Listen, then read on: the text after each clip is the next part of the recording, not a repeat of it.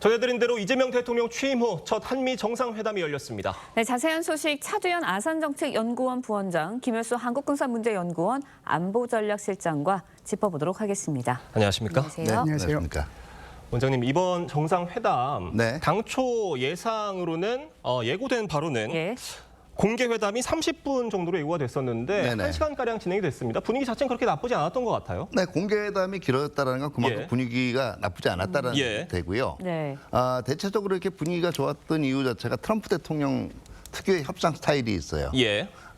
본인이 가지고 있는 어떤 민감한 사항에 대해서 먼저 예. 이렇게 툭 던지고 나오고요. 근데 여기에 대해서 만약에 반박을 하거나 예. 이런 경우에 과거에 이제 이 젤렌스키 대통령하고의 예, 그렇죠. 이 회담에서도 나타났고 남아공 대통령과의 회담에서 나타났는데 이렇게 되면 분위기 자체가 좀 이 험악해집니다. 그런데 어떻게 이제 트럼프 대통령의 협상 스타일을 읽고 여기에 대해서 대응해야 되느냐에 대해서 이재명 대통령께서 적절하게 대응하신 것 같아요. 그러니까 이 설명을 할 건 하고 예. 그 대신 이제 분위기를 바꾸는 얘기들, 예. 이 백악관의 미 대통령 집무실을 이제 꾸민 거라든가 예. 이런 걸로 하면서 분위기는 전적으로 좋았다라고 볼 수가 있고요. 다만 지금 이런 면에서 지금 한미 양 정상이 이재명 정부 이후에 처음 네. 만나는 자리에서 흔히 아이스 브레이킹이라고 하죠. 예. 이 서먹서먹함을 깨는 데는 상당 부분 주요했다라고 볼 수가 있고, 네. 다만 이제 언론 공동 지금 성명이나 공동 이 언론 발표문은 나오지가 않았거든요. 네, 아직까지 나오지 않고 있습니다. 예, 이거는 이제 지금 1시간 정도의 비공식 회담에서 조율되지 않은 부분들이 여전히 있고, 이건 앞으로 또 해결해 나갈 숙제가 많다는 걸 의미하기도 합니다. 네. 네. 말씀해 주신 것처럼 공개 회담 이후에 비공식 회담이 이어졌고 그 회담 이후에 이재명 대통령이 웨스트윙을 나가면서 배웅을 할 때 네. 트럼프 대통령의 모습이 보이지 않은 걸 두고 여러 가지 해석과 우려들이 나오고 있습니다. 네, 어떻게 트럼프 보십니까? 대통령이 그렇게 의전에 신경 쓰지 않는 이 트럼프 대통령 특유의 스타일로도 해석을 할 수가 있고요. 예. 두 번째는 이 한미 정상회담 끝난 다음에 곧바로 미국 국내적으로 포고문 서명식이 또 있었어요. 예. 그렇기 때문에 일정 관계의 영향도 받았다라고 볼 수가 있겠죠. 네, 알겠습니다. 앞서 이제 정상회담을 앞두고 트럼프 대통령 SNS를 통해서 한국에서 숙청이나 혁명이 일어나는 것 같다. 그러면서 이제 우리는 그런 곳에서 사업을 할 수 없다라는 입장을 밝히기도 했는데 또 공개 회담 자리에서는 또 화기애애한 분위기가 연출이 됐거든요. 트럼프 대통령이 이런 메시지를 던진 의도는 무엇인지 그리고 이 메시지에 우리가 주목을 해도 되는 건지 좀 궁금해요. 어제 이제 예. 그렇지 않아도 정상회담 하기 한두 시간 전에 예.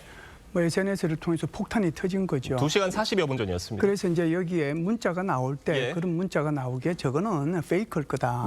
저게 무슨 한 나라의 대통령을 초청해 놓고 그렇죠. 저런 것을 SNS에 올리겠느냐. 그랬는데 나중에 확인해 보니까 그것이 이제 사실로 밝혀진 거잖아요. 그래서 그 내용에 보면 지금 말씀하신 것처럼 숙청이나 네. 펄지라고 그러죠. 예. 그다음에 혁명이 일어나고 있는 것 같다. 레볼루션이라고 그러는데 그게 한국의 정치 상황하고 같이 연관해서 이런 표현을 쓰지 않았는가라고 봅니다. 그래서 펄이라고 하는 것은 사람에 대해서 쓰는 거니까요. 숙청이라고 하는 것은 내란 세력과 관련돼서 지금 여러 가지 이제 특검이 진행되고 있는 그런 상황을 표현한 것 같고요. 레볼루션이라고 하면 아무래도 이제 우리 국회에서 경제 상법 그러니까 그걸 입법하는 그런 것들이 결국은 자본주의하고 조금 멀기 때문에 이런 표현을 쓰지 않았는가라고 생각을 합니다. 예. 그런데 이런 것들을 굳이 이렇게 표현을 안 하고도 나중에 이제 회의를 할 때나 이럴 때도 이제 물어봐도 되거든요. 예. 그런데 이것을 이제 미리 이렇게 SNS에서 이렇게 던졌다라고 하는 의미는 트럼프 대통령의 특유의 거래의 그런 기술이라고 봐야 거래. 되겠죠. 그래서 협상을 자신한테 유리하게 만들고 그리고 이제 상대방을 압박을 해서 뭔가를 더 얻어내기 위한 수단으로 이런 SNS에서 글을 올렸는데 그럼에도 불구하고 이것은 적절하지는 않았다 이렇게 봅니다. 트럼프 대통령이 SNS에 올린 글에는 한국 정부가 미군 기지와 교회를 압수수색했다 이런 얘기를 들었다는 예. 얘기도 담겨 있었습니다. 네네. 어떻게 보셨어요? 지금 제가 남아공하고 이제 우크라이나하고의 예. 정상회담 사례를 들었는데 이게 미국인들이 민감하게 생각하는 사항들에 대한 어떤 훼손이나 침해예요. 예. 이 남아공 같은 경우에는 백인들에 대한 이 사례 네. 이런 걸 얘기를 했고요. 그다음에 이 우크라이나에 대해서는 미국의 어떤 기여에 대한 이 감사하는 마음이 없다라는 예. 거였거든요.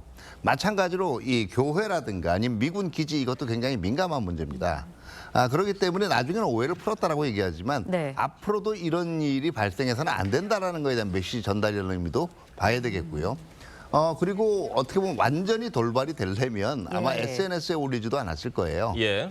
결국은 이런 부분에 대해서 트럼프 대통령, 지금 김열수 박사님께서 말씀을 하셨지만 트럼프 대통령 특유의 일단 기선 제압이라는 의미도 있고요. 예. 어떤 의미에서는 여기에 대해서 대답할 준비는 좀 해야 될 거다. 아마 이런 사전 이 고지의 의미도 있었다라고 봐야 되겠죠. 네, 알겠습니다. 알겠습니다. 트럼프 대통령이 이제 한국과의 협력을 강조하면서 미국 조선 산업 재건 의지를 밝히기도 했습니다. 내용 듣고 이야기 이어가겠습니다.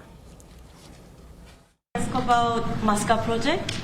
Masca project. Sure, we're going to do that. Yeah. I think we're going to do that very strongly. We are thinking about contracting some ships.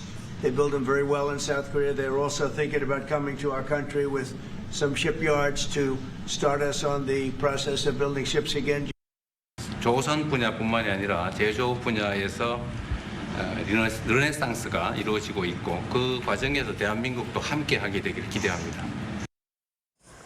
네, 이번 한미 협상에서 또 쟁점으로 부각이 될 것이 마스가 조선 분야의 협력 사업이었습니다. 그러면서 이제 미국에서 트럼프 대통령 마스가 프로젝트와 함께 한국의 알래스카 액화 천연가스 산업 관련 참여도 다시 한번 짚었거든요. 이 부분은 어떻게 보셨어요? 미국의 조선 산업이라고 하는 것은 거의 그냥 바닥 상태거든요. 전 세계 건조량으로 따지면 뭐 1%도 채 안 되는 거니까요. 사실상 건조 능력은 중국이 50%를 넘게 차지하고 그다음에 우리 한국이고 일본이고 뭐 이 세 나라가 거의 다 차지한다고 해도 과언이 아닙니다. 그런데 미국하고 중국 사이에 사실상 패권 경쟁이 이루어지고 있는 거잖아요. 그런데 그 패권 경쟁이 이루어지고 있는데 군함이라든지 또는 상선이라든지 이걸 건조할 능력이 없으면 아무것도 안 되는 거지 않습니까? 그렇기 때문에 트럼프 대통령이 지난 4월 달에 중요한 행정명령 하나를 서명하는데 그게 바로 미국의 해양 지배력 복원이라고 하는 거기에 이제 행정명령에 서명을 합니다. 그래서 한국에서도 이제 이런 것들을 잘 파악을 해서 지난번에 관세 협상할 때 마스가라고 하는 것을 내세워서 완전히 트럼프 대통령이 마음을 훔쳤다라고 해도 과언이 아니거든요. 그래서 우리가 이제 앞으로 해야 될 것은 아마 미국의 조선소를 뭐 인수하는 것도 있고 거기서 새로 건설하는 것도 있고 인프라가 완전히 하나도 없기 때문에 인프라도 구축해야 되고 전문 인력도 양성해야 되고 미국은 미국대로 이제 세제 개편도 해줘야 되고 거기에 관련되는 입법 그리고 제도 이것도 바꿔줘야 되거든요. 이런 것들이 이제 향후에 있어야 될 부분들이고요. 지금 말씀하신 것처럼 이제 알래스카 문제에 대해서는 크게 보면 두 가지입니다. 하나는 그 LNG를 수입하는 문제가 하나 있고요. 또 하나는 이제 거기 LNG 프로젝트라고 그래서 그걸 건설하는 파이프라인 건설하는 게 있지 않습니까? 그래서 트럼프 대통령이 여기에 대해서 일본도 여기에 참여하기로 했다. 그래서 크게 보면은 지금 여기에 한국, 일본, 대만 이렇게 같이 미국 갑작회사를 통해 가지고 아마 이 파이프라인을 건설하려고 하는 것 같습니다. 그래서 여기에 대한 논의들이 아마 본 회담에서는 있지 않았을까 이렇게 생각을 합니다. 네. 네, 지금 저희가 김열수 실장님 말씀하실 때 이재명 대통령이 미 전략국제문제연구소에서 연설하는 모습 라이브로 보여드렸습니다. 예정된 일정들을 소화하고 있는 상황이고요. 트럼프 대통령이 한국과의 무역 합의에 대해서도 얘기를 했습니다. 한국과의 무역과 관련해서 약간의 문제가 있었지만 우리는 우리의 입장을 고수했다. 무역 합의 그대로 유지하기로 했다라고 밝혔는데 이 부분 어떻게 평가하십니까? 네, 이건 무슨 얘기냐면 뭐를 어떻게 유지하느냐가 중요해요. 결과적으로는 관세 협상 그리고 무역 합의가 있은 이후에 서로 이 해석이 다른 부분들이 있었어요. 그렇습니다. 첫 번째는 이제 농수산물 개방과 관련된 범위가 어디까지냐 하는 게 있었고요. 두 번째 또 하나 대표적인 예가 대미 투자 펀드가 있는데 그 수익을 어디다 사용을 할 거냐. 네. 뭐 우리 같은 경우에 설명을 할 때 이게 재투자될 거다라고 얘기했지만 그 미국 측은 설명할 때 미국 내의 부채 해결이라든가 이런 데 해결하겠다라고 얘기를 했거든요. 근데 그대로 유지하기로 했다는 건 앞으로도 아마 미국 측은 이 해석이 그대로 유지될 거라고 얘기하는 거나 마찬가지예요. 네, 우리는 우리의 입장을 고수했다라고 밝힌 바가 있습니다. 일단 트럼프 대통령이 또 얘기하는 게 추가적인 무역 논의가 있을 수 있는데 뭐 괜찮다. 근데 한국 쪽에서 특별히 걸려가지고 뭔가를 더 얻어갈 거라는 의미는 아니다라는 얘기는 그렇죠. 결국 미국은 기존 입장을 고수하겠다라는 거라고 봐야 되겠죠. 아마 그래서 이 부분들은 앞으로도 장관급 협의라든가 이렇게 이루어지겠지만 예. 서로 다른 얘기들이 계속 나올 수는 있어요. 아직은 문서화가 확정되진 않았으니까 좀 지켜봐야 된다는 말씀이시죠? 그렇죠. 문서화로 네네네. 만들어지진 않았으니까. 네, 알겠습니다. 트럼프 대통령 주한미군 기지 부지에 대한 소유권 요구 가능성도 언급을 했습니다. 내용 준비했습니다. 함께 들어보시죠. We've been friends and we're friends. And look, we have a lot of people over there. We have over 40,000 troops in South Korea. As you know, we spent a lot of money building a fort. And there was a contribution made by South Korea. But I would like to see if we could get rid of the lease and get ownership of the land where we have a massive military base. 네, 들으셨습니다. 주한미군 부지 기지에 대한 소유권 처음으로 언급을 한 것 같은데 이거 어떻게 진행이 돼야 된다고 보세요? 말도 안 되는 얘기를 하신 것 같고요. 우선 이제 캠프 험프리스를 얘기하는 것 같은데. 네, 예. 평택에 있는 기지죠. 그렇죠. 그 캠프 험프리스가 크기가 얼마나 되느냐면 여의도 면적의 5배 정도 됩니다. 어마어마한 크기고요. 거기에 이제 주한 미군 28,500명을 포함해서 그 가족들까지 합해서 43,000명이 그곳에 있거든요. 그래서 이제 트럼프 대통령이 계속 4만 명이 얘기하는 것은 그 가족까지 포함해서 이렇게 해서 주한미군 4만 명으로 지금 뻥튀기 하고 있는 거고요. 예. 그러면은 그 기지에 대해서는 어떤 법이 이제 양국 간에 뭔가 이렇게 규정이나 협정이 있었을 거 아니에요. 하나는 상호방위조약이고요. 그래서 상호방위조약 제4조에 보면 이게 미국은 미국의 육해 공군을 대한민국과 그 주변에 배치할 수 있는 권리가 있고 한국은 이를 허용해 준다라는 네. 그것이 있거든요. 여기에서 이제 주한미군이 한국에 배치할 수 있는 한미 상호 방위 조약이 의한 거고요. 그다음에 소파라고 하는 건데 주둔군 지휘 협정이죠. 예. 거기에 제2조에 의하면은 이거 이제 이 주한미군이 더 이상 이 기지를 사용하지 않을 때 필요가 없을 때는 한국에 반환하도록 돼 있거든요. 그러면은 이 주한미군이 사용하는 기지는 전부 다 무상입니다. 그런데 지금 트럼프 대통령이 얘기하고 있는 것은 저기 무상 대여하고 있는 것을 소유권을 취득하겠다. 네. 그 방향으로 지금 얘기를 한 임대라는 거잖아요. 표현을 썼어요, 그렇죠. 지금. 그래서 네. 부동산 업자 출신이기 때문에 그런 식으로 표현하지 않았는가라고 하는 것이 첫 번째고요. 저걸 조금 더 좀 심각하게 받아들이면 우리가 이제 무상 대여하고 있으니까 언제라도 이제 그걸 우리는 돌려받을 수 있다는 그런 권리가 대한민국한테 있는 거고요. 예. 두 번째는 이제 거기 주한미군 기지를 중심으로 해서 미군들이 들락날락거릴 때 한국의 통제를 받을 수 있는데 만일 그것이 주한미군 기지 자체가 그대로 소유권이 미국으로 넘어가면은 네. 이 부분에 대한 것들은 굉장히 좀 애매해지는 부분이 있거든요. 이런 것들을 동시에 고려할 수 있는데 제가 생각할 때는 소유권 취득은 안 된다. 이제 그런 차원에서 만일에 협상이 이루어진다라고 하면 그런 일이 있어서는 안 되겠다라고 생각을 합니다. 이 주한미군 감축 네. 문제에 대해서는 트럼프 대통령이 지금은 말하고 싶지 않다 이렇게 답을 했습니다만 만약 이 주한미군 기지 소유권 문제와 이 미군 감축 문제를 연계를 해서 나오게 된다면 저희가 어떻게 대응해야 되겠습니까? 근데 제가 볼 때는 아마 그 소유권 문제 때문에 네. 감축 얘기가 나오지는 않을 거예요. 예. 오히려 주한미군의 감축이나 이제 그 이 규모 조정 이런 것들과 관련이 돼 있는 거는 과연 그 한미동맹의 역할과 임무를 예. 한반도를 넘어서 지역까지 확장하는 것에 우리가 동의하느냐 안 하느냐. 더 직설적으로는 흔히 얘기하는 전략적 유연성이라고 얘기하죠. 주한미군이 북한의 위험만을 보고 한반도의 붙박이형으로 주둔하는 게 아니라 예. 딱 고정해 주둔하는 게 아니라 지역의 유사 사태가 생겼을 때 출동할 수 있는 이제 근거를 만드는 건데요. 이거가 어떻게 처리되느냐에 따라서는 또 여러 가지를 볼 때 미국 측이 주장하는 건 그거거든요. 주한미군이라는 위치가 만약에 예. 이 지역 내 국가가 갈등이 생겼을 때 제일차적으로 공격을 받을 수 있기 때문에 좀 예. 더 안전한 곳으로 이동해 놓겠다라는 게 그동안 이제 미국 측에서 그렇죠. 제기하는 논리이기도 예. 했기 때문에 제가 보기에는 이것과 관련이지 소유권 이전과는 직접 관련이 있지는 않을 거예요. 다만 만약에 이게 저도 그렇게 큰 뭐 함축성 가지고 그 트럼프 대통령이 소유권 얘기는 하지는 않았겠지만 예. 혹시라도 지금 김열수 박사님께서 얘기했어요. 예. 첫 번째는 이게 소유권이란 말이에요. 소유권이고 여기에 미국이 그렇죠. 굉장히 기지를 짓는데 돈도 많이 들였다라고 얘기를 했어요. 그러니까요. 그러면 그에 상응하는 권리를 소유권이라는 게 이 땅 나중에 팔겠다라는 의미보다는요. 예.